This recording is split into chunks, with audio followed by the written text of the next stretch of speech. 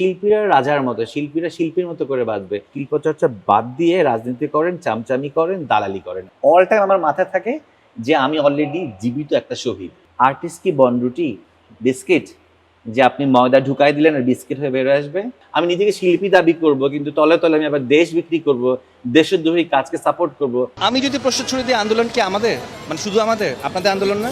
আমাদের আন্দোলন বলে জিনিসটাকে আলাদা করার কিছুই নাই এখন। আর এখন যে কোনো একটা গোষ্ঠী ছাড়া সমগ্র জাতির একটা, আপনি জিজ্ঞেস করেন ইন্ডিভিজুয়ালি, যদি সম্ভব হয় জিজ্ঞেস করেন, কেউ চায় না এই গভর্নমেন্টকে। আর আপনারা নির্লজ্জ, আপনাদেরকে আসলে কোন কথা বললে আপনাদের লজ্জা হবে আমি জানি না। সুপ্রিয় দর্শক মণ্ডলী, জুলাই আগস্ট মাসে বৈষম্যবিরোধী ছাত্র আন্দোলনের, কোটা সংস্কার আন্দোলনের মধ্য দিয়ে স্বৈরাচার পতন আন্দোলনের সূচনা হয় এবং স্বৈরাচারের পতন ঘটে।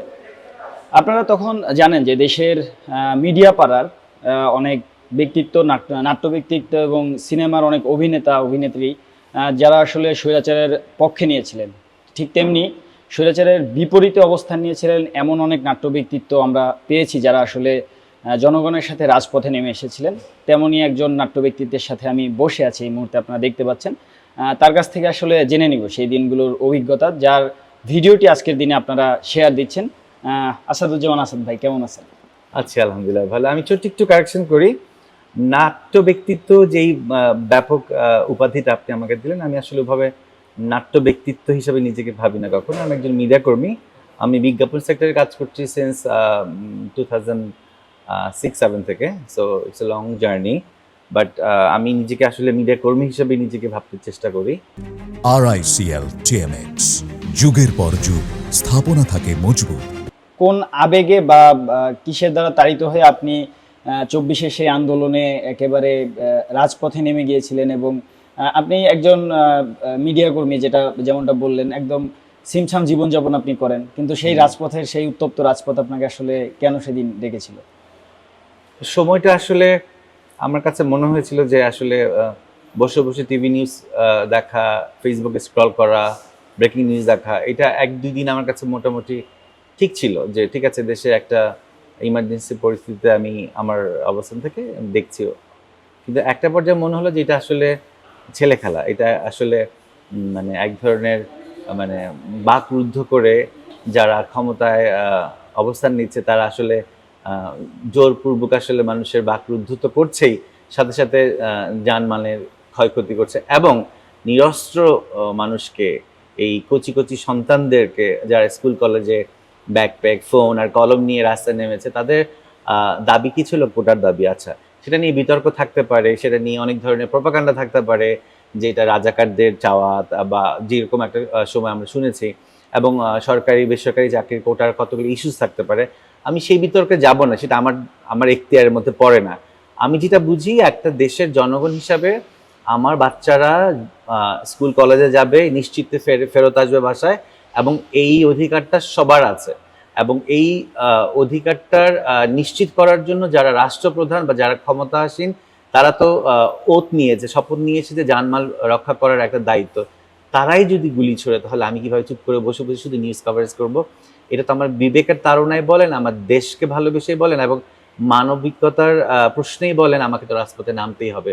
বিকজ আমি যদি চুপ থাকি, তাহলে আমি তো একই ক্রাইমটাই করছি, আমি তো প্রক্ষান্ত তাকে সাপোর্ট করছি, তাই না? আসাদ ভাই, এবার একটু জানতে চাইবো, আসলে আমাদের অনেক মিডিয়া ব্যক্তিত্ব যাদেরকে আমরা আসলে ছোটবেলা থেকে পোর্ট্রে করতাম, যাদের সিনেমা দেখার জন্য অধীর আগ্রহে বসে থাকতাম, আমি একটু নাম নিয়েই বলি। নায়ক রিয়াজ ছিল, জায়েদ খান, যে আসলে পরবর্তী প্রজন্মের নতুন নায়ক, কিন্তু নায়ক রিয়াজ থেকে শুরু করে আরো অনেক প্রবীণ অনেক শিল্পী কলাকুশলীরা আসলে তারা ফ্যাসিস্টের যে পারপাস, সেই পারপাসটা সার্ভ করার জন্য সেই সময়টায় চেষ্টা করেছে। তাদের ব্যাপারে আপনার মন্তব্যটা জানতে চাই। সেই সাথে আমাদের শিল্পী সমাজে আসলে ফ্যাসিবাদের এই সময়টাতে কেমন ধস নেমেছে শিল্প সাহিত্যে, এই ব্যাপারটা নিয়ে আপনি একটু বলবেন। এটা তো আসলে ব্যাপক একটা মানে বিশ্লেষণের বিষয়। আপনি যেমন বললেন নায়ক রিয়াজ বা নায়ক জায়েদ খান, আমি তো জায়েদ খানকে নায়ক হিসাবে কখনোই কাউন্ট করি নাই। এটা আপনাদের সোশ্যাল মিডিয়ার ক্রিয়েশন। আসলে আপনার সোশ্যাল মিডিয়া কয়েকদিন পর এক একজনকে হিরো বানান, বাট আদতে দর্শকের কাছে সে হিরো কিনা এটা একটা প্রশ্নবিদ্ধ।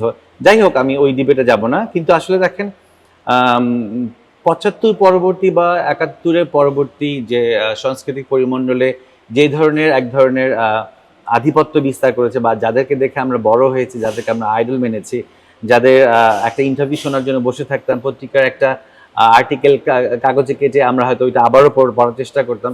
ওভাবেই তো আমরা 90 দশকের মানুষের বড় হয়েছি। তাদেরকে আমরা কি মনে করেছি যে এরা হচ্ছে গিয়ে আমাদের চলচ্চিত্র, নাটক, মঞ্চ নাটক বা এখন যেমন নতুন করে ওটিটি আসছে, আমাদের পথ প্রদর্শক ছিল তারা, তাই না?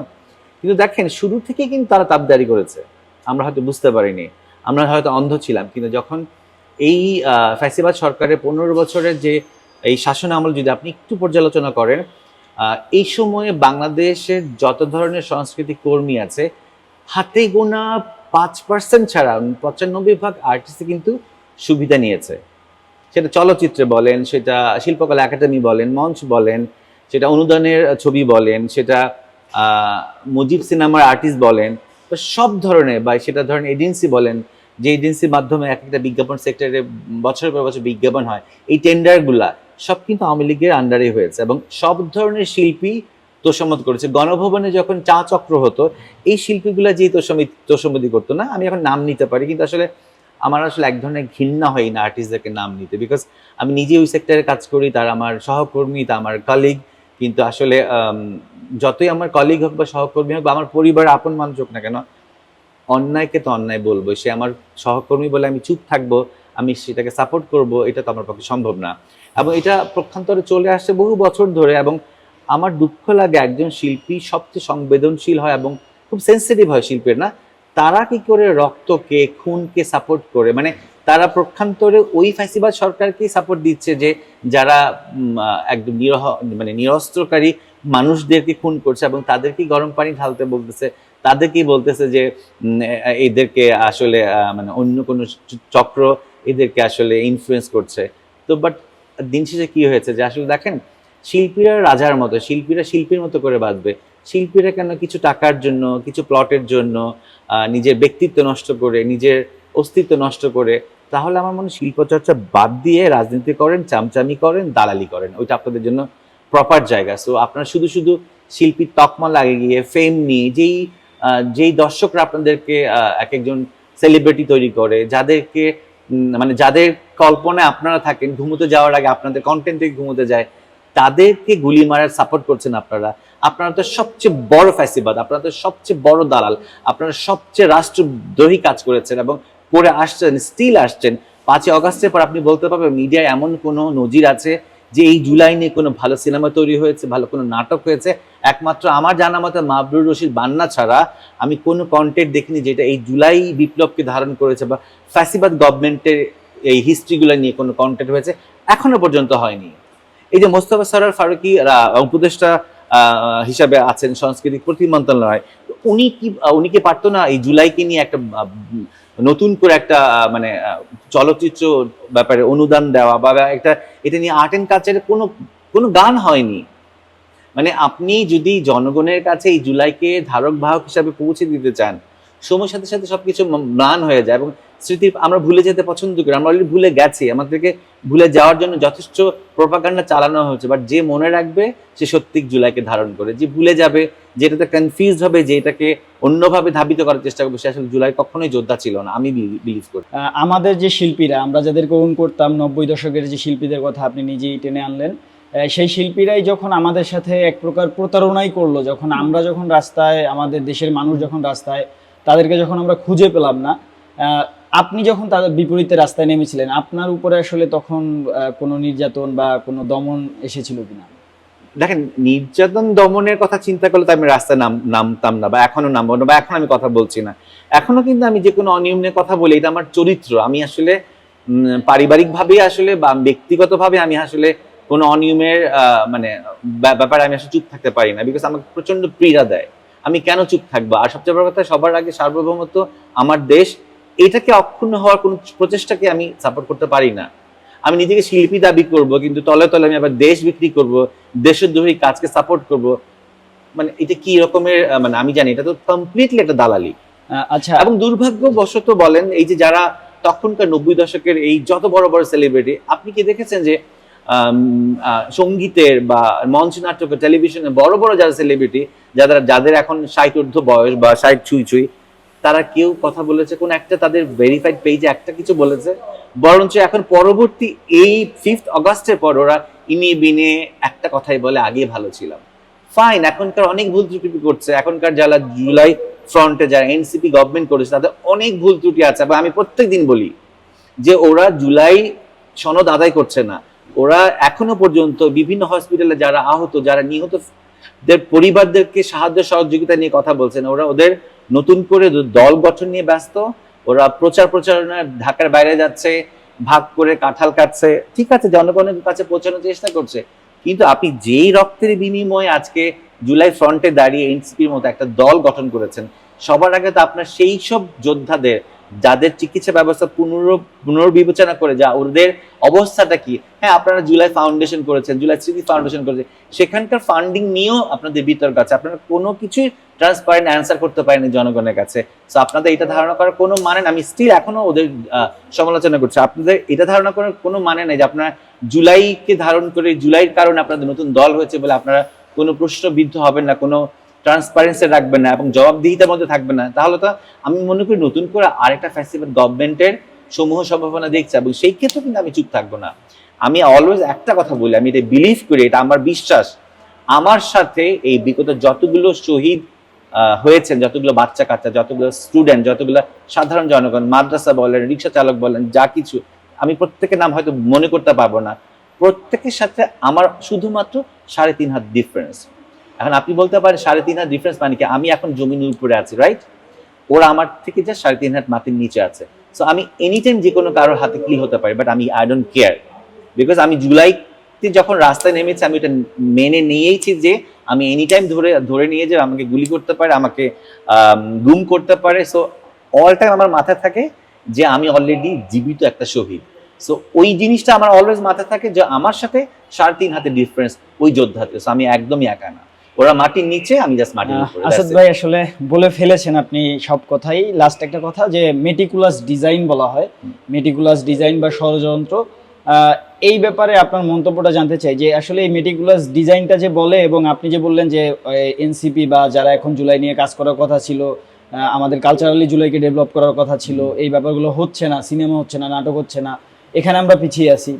পক্ষান্তরে মেটিকুলাস ডিজাইন নামে একটা বিভ্রান্তি মানুষের মাথায়, আপনি যেটা বললেন যে মানুষের মাথায় পুশ করা হচ্ছে, এই দুইটা জায়গার আসলে জায়গাটা নিয়ে একটু ব্যাখ্যা করবেন আসলে। আচ্ছা, এখানে আমি একটু পেছনে ফিরি। কোনো একটা, তখন এনসিপি গঠন হয়নি, কোনো একটা কনফারেন্স আমি এই জুলাই ফ্রন্ট লাইনারদের প্রশ্ন করি, তখন আসলে বিগত এই বিতর্কিত আর্টিস্ট যেমন মেহের আফরোজ শাওন, তারপর আরো অন্য আর্টিস্ট যখন ধরে নিয়ে আসছে, একদিন পর আবার ছেড়ে দিচ্ছে, বা অন্য আর্টিস্ট যারা তাদের পোস্টে জুলাইকে নিয়ে ব্যঙ্গ করছে, অনেক রকমের রিউমার ছড়াচ্ছিল, তখন আমি ওদেরকে প্রশ্ন করি, এই জুলাই ফ্রন্টে যারা ছিল তাদেরকে প্রশ্ন করি, তখনও তাদের এনসিপি গঠন হয়নি।